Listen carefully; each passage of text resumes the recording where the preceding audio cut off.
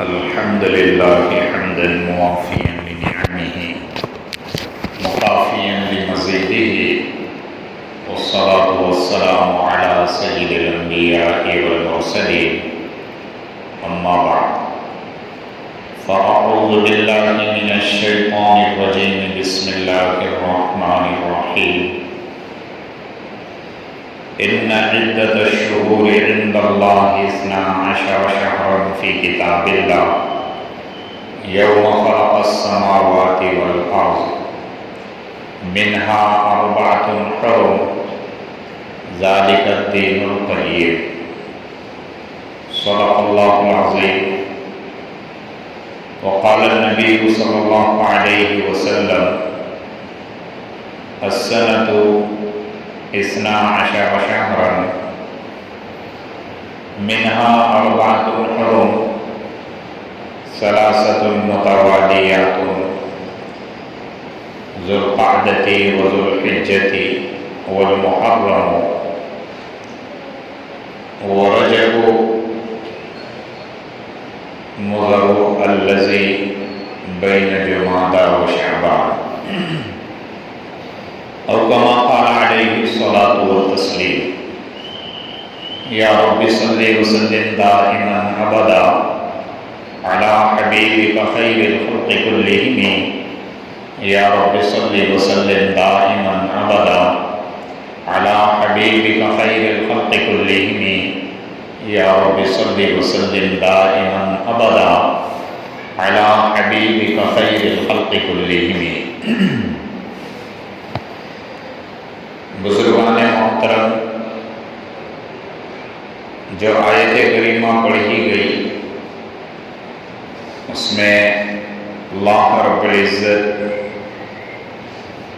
مہینوں کا ذکر فرما رہے ہیں. اس سے پہلے بھی اس آیت کریمہ کے تحت ذوالحجہ میں اشہر حرم کے تعلق سے کچھ باتیں ذکر کی گئی تھی، کیونکہ آیت میں اشہر حرم کا تذکرہ کیا گیا ہے، اس میں ذوالحجہ بھی ہے، اس لیے اس وقت اس کی بات ذکر کی گئی تھی. اور اس میں رجب بھی ہے، اور ابھی رجب ہی کا مہینہ چل رہا ہے. اس سے متعلق کچھ باتیں آپ کے سامنے پیش کرنی ہیں کہ رجب کا مہینہ، اس میں عبادتیں کون سی ہے نہیں ہیں، اس میں کیا رسومات اور خرافات ہے نہیں ہے. اس تعلق سے چند باتیں آپ کو بتانی ہیں. قبل اس کے کہ وہ باتیں آپ کے سامنے آئیں، آپ ایک بات یہ ذہن میں رکھیں کہ جو بھی عمل ہوگا اس میں 3 چیزیں دیکھی جائے گی. سب سے پہلی چیز اللہ کا حکم، دوسری چیز پیارے حبیب محمد رسول اللہ صلی اللہ علیہ وسلم کا طریقہ،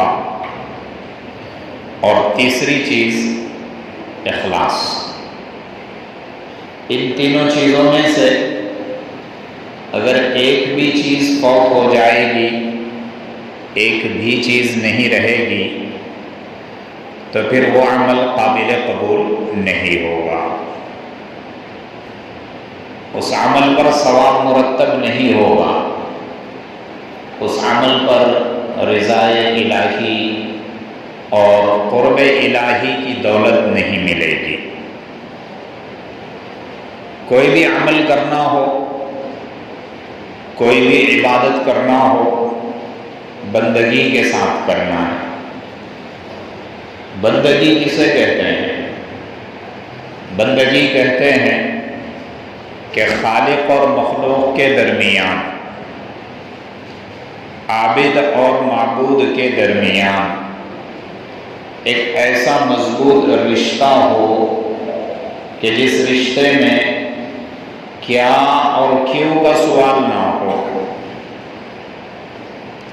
خالق اگر کہہ دے کہ یہ کرنا ہے تو مخلوق تیار ہو جائے، بنا سوال کیے ہوئے، بنا سوچے سمجھے۔ معبود اگر کہہ دے کہ یہ عمل کرنا ہے تو عابد بلا چون چرا اس کو کرنے پر تیار ہو جائے۔ تو بندگی اسے کہتے ہیں۔ اور مذہب اسلام اور دین کا مکمل دار و مدار یہ بندگی پر ہے۔ اللہ کے حکم کی اطاعت، آپ صلی اللہ علیہ وسلم کے طریقے کی پیروی ہے، چاہے میرے اور آپ کے وہ چیز عقل میں آئے یا نہ آئے۔ ویسے اللہ کا جو بھی حکم ہے اور آپ صلی اللہ علیہ وسلم کا جو بھی طریقہ ہے وہ انسان کے عین مزاج کے مطابق ہے، مزاج کے خلاف کوئی چیز نہیں ہے۔ اور اللہ نے خود فرمایا لا یکلف اللہ نفسا الا وسعہا، کہ ہم نے اگر کوئی حکم کسی بندے کو کسی تعلق سے دیا ہو تو اس کی وسعت اور طاقت کے اور اس کی بساط سے باہر نہیں دیا۔ جتنا وہ کر سکتا ہے، جتنی اس کے اندر ہمت اور طاقت ہے، اتنا ہی اللہ نے مکلف بنایا ہے۔ اس کی طاقت اور بساط سے ہٹ کے کوئی بھی اللہ نے حکم نہیں دیا ہے۔ مان لو ایک مثال کے طور پہ نماز ہے، اللہ نے نماز پڑھنے کے لیے کہا، اس کے اندر قیام ہے، رکوع ہے، سجدہ ہے، آپ کے اندر طاقت ہے، کھڑے رہ کر آپ نماز پڑھ سکتے ہیں، تو آپ کو کھڑے رہ کر ہی پڑھنا ہے، آپ بیٹھ کر نہیں پڑھ سکتے، ورنہ قیام چھوٹنے کی وجہ سے آپ کی نماز نہیں ہوگی، ایک فرض ثابت ہو جائے گا، کیونکہ آپ کو کوئی عذر ہی نہیں ہے کہ آپ بیٹھ کر پڑھے، لیٹ کر پڑھے۔ ہاں، جب آپ کھڑے رہ کر نماز نہیں پڑھ سکتے، آپ کے اندر کھڑے رہنے کی طاقت اور قدرت نہیں ہے، تو اب دوسرا حکم آتا ہے کہ آپ بیٹھ کر پڑھے۔ بیٹھنے کی بھی طاقت نہیں ہے، کیا آپ بیٹھ کر بھی اللہ کا یہ حکم پورا نہیں کر سکتے، تو آپ لیٹ کر پڑھے۔ اگر لیٹ کر پڑھنے کی طاقت بھی اگر ختم ہو گئی تو آپ نماز آنکھوں کے اشاروں سے پڑھے۔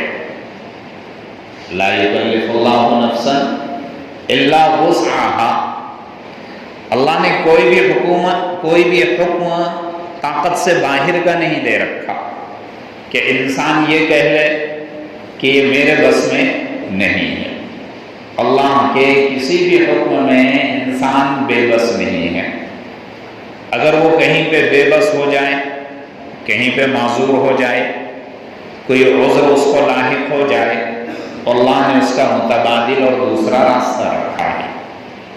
کھڑے رہنے کی طاقت نہیں، اللہ نے دوسرا راستہ لا لیا، بیٹھ کر پڑھے۔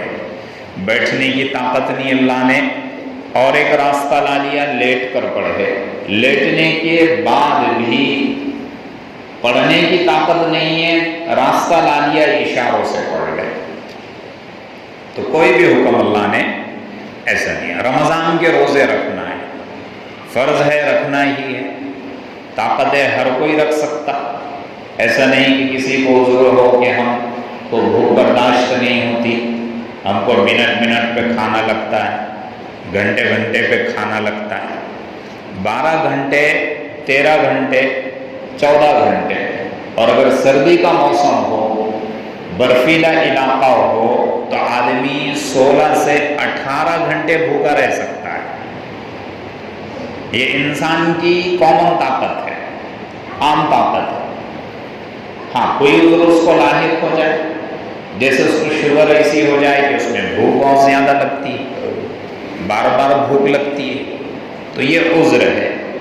ورنہ ایک عام طاقت انسان کی یہ ہے کہ وہ 12 سے 14 گھنٹے بآسانی کھائے پیے بغیر رہ سکتا ہے، تو اللہ نے روزے کا حکم دیا۔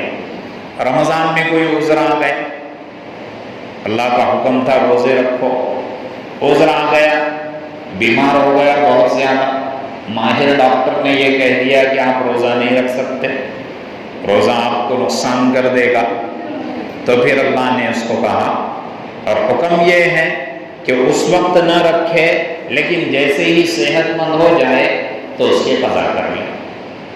میرے کوئی شریعت، اسلام کا حکم، اللہ کا حکم کوئی بھی انسان کے مزاج سے باہر نہیں ہے، اس کی طاقت سے باہر نہیں ہے۔ کوئی بھی انسان، کوئی بھی مرد، کوئی بھی عورت یہ نہیں کہہ سکتے کہ یہ ہمارے بس میں نہیں ہے، یہ حکم عقل کے خلاف ہے، یہ حکم طبیعت اور مزاج کے خلاف ہے۔ اللہ کا کوئی بھی حکم عقل کے خلاف اور طبیعت اور مزاج کے خلاف نہیں ہو سکتا۔ ہاں اگر کسی کی عقل خراب ہو جائے، کسی کا مزاج بگڑ جائے، تو عقل کے خراب ہونے کی وجہ سے اور مزاج کے بگڑ جانے کی وجہ سے اللہ کا حکم اور نبی کا طریقہ خراب نہیں ہو سکتا۔ بریانی اگر پکا دی جائے، لذیذ بریانی ہو، خوشبودار ہو، ایک صحت مند آدمی جس کو بخار وغیرہ نہ ہو، ٹائیفائڈ وغیرہ نہ ہو، اس کو کھانے میں کتنا مزہ آئے، اس کو لذت محسوس ہوگی، کیونکہ اس کا مزاج، اس کی صحت اچھی ہے۔ لیکن اب کسی کو بخار آ جائے، ٹائیفائڈ کا مریض ہو جائے، ملیریا کا مریض ہو جائے، تو اس کو بریانی کھانے میں مزہ آئے گا؟ نہیں آئے گا۔ تو غلطی کس کی ہے؟ بریانی کی غلطی ہے یا اس کے اپنے مزاج کی غلطی ہے؟ اس کے اپنے مزاج کی غلطی ہے، بریانی کی کوئی غلطی نہیں، وہ تو علی حالہ ہی بہتر سے بہتر بنی ہوئی ہے۔ تو اس لیے اگر کسی کے عقل میں خرابی آ جائے، کسی کے مزاج میں خرابی آ جائے، وہ یہ کہہ دے کہ یہ حکم عقل کے خلاف ہے، یہ حکم مزاج کے خلاف ہے، تو اس کی عقل اور اس کا مزاج بگڑ چکا ہے، ورنہ اللہ کا حکم اور نبی کا طریقہ یہ تو بگڑا ہوا نعوذ باللہ من ذالک نہیں ہے۔ تو اللہ نے جو بھی حکم دیا وہ عین مزاج کے مطابق ہے، عقل کے مطابق ہے۔ اور بندگی کہتے ہیں اللہ کے حکم کو بلا چوں چرا مان جانا۔ ایک تو یہ، ایک چیز یہ ہے کہ اس وقت اللہ کے حکم کو بجا لانا جب اللہ نے حکم دیا۔ اللہ رب العزت نے کہا کہ نماز پڑھو نماز کے اوقات میں، اور نماز سے رکے رہو ان اوقات میں جن سے منع کیا گیا، مکروہ اوقات جنہیں کہتے ہیں، کہ سورج کے طلوع ہوتے وقت، سورج کے عین زوال کے موقع پہ، جب سر پہ آ جائے، اسی طریقے سے جب ڈھلنے لگے، آخر میں ڈوبنے لگے، ڈوبتے وقت، جو مکروہ اوقات ہے جس میں نماز پڑھنے سے روکا گیا، منع کیا گیا۔ لیکن آدمی یہ کہے کہ نہیں، مجھے تو اللہ کی عبادت ہی کرنی ہے، مجھے اللہ کی عبادت ہی کرنی ہے، وہ ان اوقات میں نماز ادا کر رہا، تو بتاؤ اس کو ثواب ملے گا یا گناہ ہوگا؟ اسے بجائے ثواب کے گناہ ملے گا۔ اللہ رب العزت کہہ رہے ہیں کہ صبح صادق سے لے کے غروب آفتاب تک روزہ رکھو، لیکن یہ میاں کہہ رہے کہ نہیں، میں عشاء کی نماز تک روزہ رکھوں، رات میں 12 بجے تک روزہ رکھوں، تو اس سے اس کا روزہ قبول ہوگا؟ نہیں، الٹا گناہ لازم آ جائے۔ تو سمجھ میں کیا آیا کہ اللہ کا حکم اصل ہے، نبی کا طریقہ اصل ہے، اللہ کے حکم کے مطابق اور نبی کے طریقے کے مطابق جو عبادت ہوگی وہ اللہ کے نزدیک مقبول بھی ہوگی اور اللہ کے نزدیک منظور بھی ہوگی۔ ہم اپنے نفس سے، اپنے جی سے نہ کوئی عبادت کر سکتے ہیں، نہ کوئی طریقہ ایجاد کر سکتے ہیں۔ طواف بڑی عبادت ہے، بیت اللہ اگر گئے حرمین مکہ اگر گئے سب سے بڑی عبادت طواف ہے. کوئی آدمی کہا کہ طواف عبادت ہے، کوئی کہے کہ میں مسجد کا طواف کروں گا، محلے کی مسجد کا، جامع مسجد کا طواف کروں گا. کوئی اگر کہہ دے کہ میں یہ قاضی نگر کی اسی مسجد کا کیا کروں گا، طواف کروں گا، 7 چکر لگاؤں گا، اور یہ کہے کہ یہ بھی تو اللہ کا گھر ہے، وہ بھی تو اللہ کا گھر ہے. تو طواف کی عبادت جیسے وہاں اللہ کے گھر کے چکر لگانے پر ہے، تو یہاں بھی اللہ کا گھر ہے، یہاں بھی وہ عبادت ہونی چاہیے. تو اس سے اس کو طواف کا ثواب مل جائے گا، اس کو تو ثواب کے بجائے گناہ ملے گا.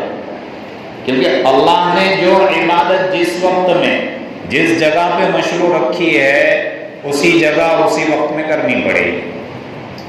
اسی کا نام تعبد ہے، اسی کا نام بندگی ہے کہ اللہ نے جو حکم دیا ہے اسے بلا چون و چرا ادا کرنا. نماز میں اللہ رب العزت کہہ رہے کہ پہلے قیام کرو، نبی کا طریقہ ہے، پہلے قیام ہے، پھر رکوع ہے، پھر سجدہ ہے، پھر قاعدہ ہے. لیکن میں اور آپ یہ کہہ لیں کہ نہیں پہلے میں سجدہ کروں گا، پہلے تو اللہ کے سامنے جھکوں گا، بعد میں کھڑے رہوں گا، بعد میں رکوع کروں گا. تو اس سے عبادت قبول ہوگی، اس سے نماز قبول ہوگی. تو پتہ چلا کہ عبادت میں نبی کا طریقہ بھی اصل چیز ہے. ہم اپنے من سے کوئی طریقہ ایجاد نہیں کر سکتے، ہم اپنی طرف سے کوئی چیز ایجاد نہیں کر سکتے کہ نہیں میں میرے اپنی مرضی سے یہ کروں گا، میں اپنی چاہت سے یہ کروں گا، اور میں اپنے نفس کی بنیاد پہ یہ کروں گا. حالانکہ اللہ کے سامنے جھکنا، سجدہ کرنا یہ بھی عبادت ہے، لیکن طریقہ بدل گیا. اپنی نفسانیت، اپنی خواہش، اپنی سوچ، اپنی فکر، اپنا نظریہ آ گیا تو وہ عبادت بجائے عبادت کے نقصان کر دے گی، وہ عداوت بن جائے گی، بجائے ثواب کے گناہ ملنا شروع ہو جائے گا. اللہ رب العزت نے عبادتیں رکھی ہیں، ایک تو بدنی عبادت ہے، دوسری مالی عبادت ہے، اور تیسری بین ہے. بدنی عبادت جیسے نماز ہے اور روزہ ہے، مالی عبادت جیسے زکوٰۃ اور صدقات نکالنا ہے، اور دونوں کو مکس کر کے کہ جس میں بدنی عبادت بھی لگتی ہے اور مالی عبادت بھی لگتی ہے، وہ حج ہے، عمرہ ہے. آدمی روپیہ پیسہ لگا کر وہ سفر کرتا ہے، وہاں پہ طواف کرتا ہے، پھر رمی کرتا ہے، مینا جاتا ہے، عرفات میں جاتا ہے. یہ سارے بدنی عبادتیں ہوتی ہیں. تو عبادت کے اعتبار سے یہ 3 عبادتیں ہیں. کچھ عبادتیں ایسی ہے کہ جگہ کے اعتبار سے اور وقت کے اعتبار سے اس کے ثواب میں اضافہ ہو جاتا ہے. جیسے نماز کی عبادت لے لو، اگر نماز آپ اپنے گھر میں پڑھتے ہیں تو 1 نماز کا ثواب ملے گا. اگر محلے کی مسجد میں آ کر پڑھتے ہیں تو 25 نماز یا 27 گنا زیادہ نمازوں کا ثواب ملے گا. اسی نماز کو آپ اگر شہر کی جامع مسجد میں پڑھتے ہیں جہاں پہ کثیر تعداد میں لوگ آتے ہیں تو 50 نمازوں کا ثواب ملتا ہے، کہیں پہ 500 نمازوں کا ثواب ملتا ہے. یہی نماز کو اگر آپ مسجد اقصیٰ میں پڑھتے ہیں، بیت المقدس میں پڑھتے ہیں، مسجد نبوی صلی اللہ علیہ وسلم میں پڑھتے ہیں، مدینہ منورہ میں پڑھتے ہیں، اس مسجد میں پڑھتے ہیں تو 50,000 نمازوں کا ثواب مل جاتا ہے. اسی ایک نماز کو اگر آپ بیت اللہ مسجد حرام میں اگر پڑھتے ہیں، حرم میں پڑھتے ہیں تو آپ کو 1,00,000 نمازوں کا ثواب ملتا ہے. آپ جہاد میں ہیں، اللہ کے راستے میں ہیں، 700 سے لے کے 7 لاکھ تک کا ثواب ملتا ہے. تو ایک کچھ عبادت ایسی ہے جو جگہ کے بدلنے سے ثواب میں اضافہ ہو جاتا ہے. کچھ عبادت ایسی ہے کہ وقت کے بدلنے سے، وقت کی وجہ سے اس میں ثواب میں اضافہ ہو جاتا ہے.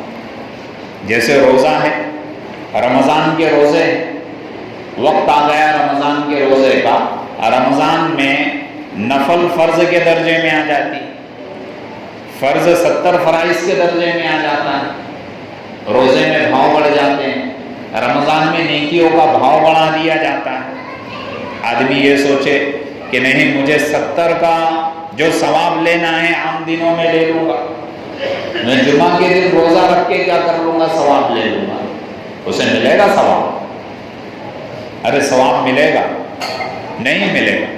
جمعہ کا دن تو ایسا دن ہے کہ فقہاء نے لکھا ہے کہ جمعہ کے دن روزہ رکھنا بھی مکروہ ہے، جبکہ سید الایام ہے، دنوں کا سردار ہے جمعہ کا دن، اس میں قبولیت کی گھڑی ہوتی ہے، اللہ کی رحمتیں اس میں نازل ہوتی ہے، درود شریف اگر اس میں پڑھا جائے تو اور دنوں سے زیادہ اس کے فضائل اور ثواب بڑھ جاتے ہیں۔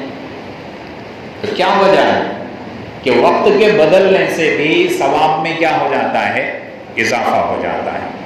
جگہ کے بدلنے سے اگر آپ یہ کہہ رہے کہ بھی عمرہ اور حج میں یہیں پہ کر لوں گا، کسی بڑی مشہور و معروف مسجد میں جا کر کر لوں گا، طواف مسجد نبوی میں جا کر کروں گا، اس سے ثواب ملے گا؟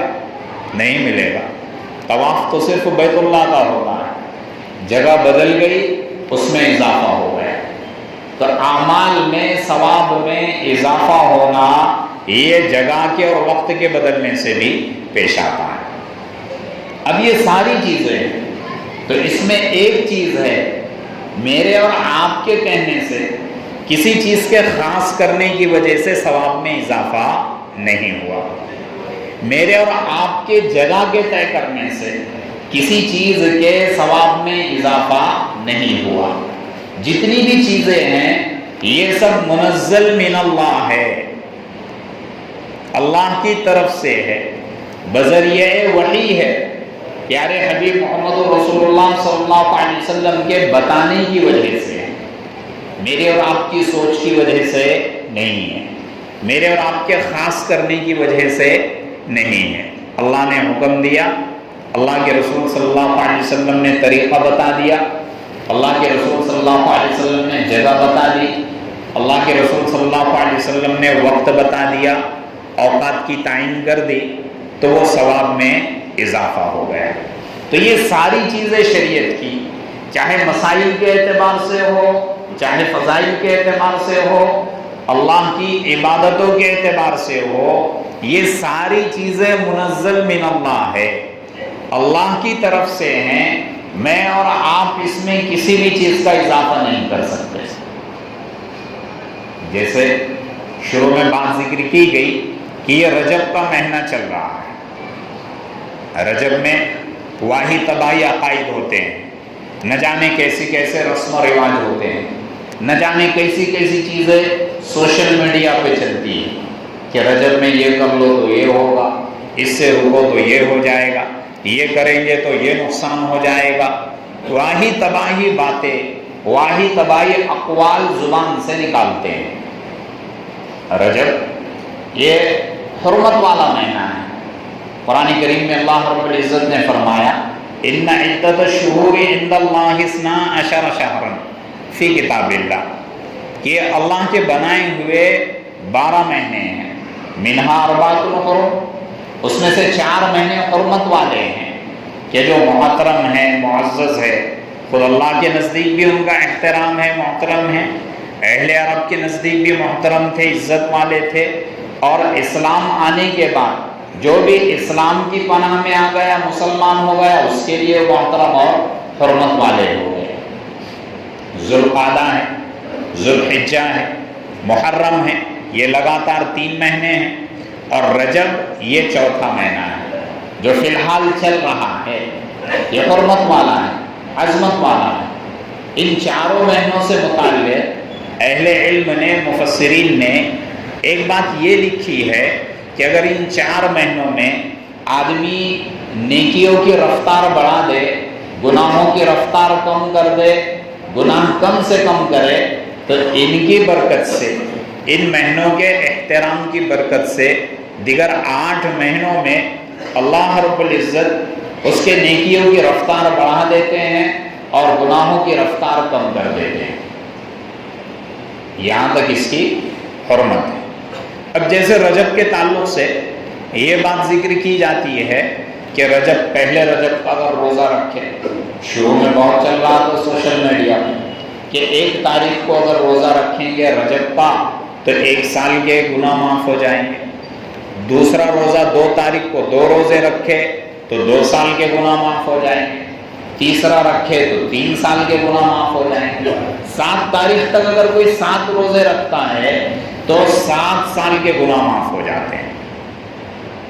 کسی نے تو اللہ کے رسول کی طرف منسوب کر کے اس کو چلایا، کسی نے خود اللہ کی طرف منسوب کر کے اس کو چلایا کہ اللہ نے یہ فرمایا، رجب کے بارے میں اللہ نے یہ فرمایا، اللہ کے رسول نے یہ فرمایا۔ اللہ کے رسول صلی اللہ علیہ وسلم نے ایسی کوئی روایت ذکر نہیں کی کہ پہلے سال پہلا روزہ رکھے، دوسرا رکھے، تیسرا رکھے، چوتھا رکھے، پانچواں رکھے، چھٹا رکھے، ساتواں رکھے، ایسی کوئی روایت نہیں ہے۔ اور اللہ نے بھی قرآن میں ایسی کوئی بات ذکر نہیں کی گئی۔ ہاں یہ بات ضرور ذکر کی گئی کہ جو کوئی اللہ پہ جھوٹ باندھے، جو کوئی اللہ کے رسول صلی اللہ علیہ وسلم پر جھوٹ گڑے، جھوٹ اور غلط بات کو اللہ کے رسول کی طرف منسوب کرے، جھوٹ بات کو اللہ کی طرف منسوب کرے، اسے چاہیے کہ مرنے کے بعد ڈائریکٹ اپنا ٹھکانہ جہنم بنا لے۔ کسی کے پاس واٹس ایپ پہ کوئی آ گیا رجب کے تعلق سے، نہ تحقیق کی، نہ تفتیش کی، نہ کسی عالم کو پوچھا، نہ کسی مفتی کو پوچھا، بس شیئر کر دیا، ثواب کی نیت سے شیئر کر رہا ہے، جھوٹ پہ جھوٹ، جھوٹ پہ جھوٹ، واہیات پہ واہیات چیزیں اس پہ چلا لیتے ہیں۔ یہ رجب کے تعلق سے کوئی کہہ رہا ہے کہ رجب یہ اللہ کا پسندیدہ مہینہ ہے، اللہ نے خود قرآن میں کہا، سوشل میڈیا پہ یہ بھی بات چل رہی، اللہ نے قرآن میں کہا کہ رجب میرا پسندیدہ مہینہ ہے۔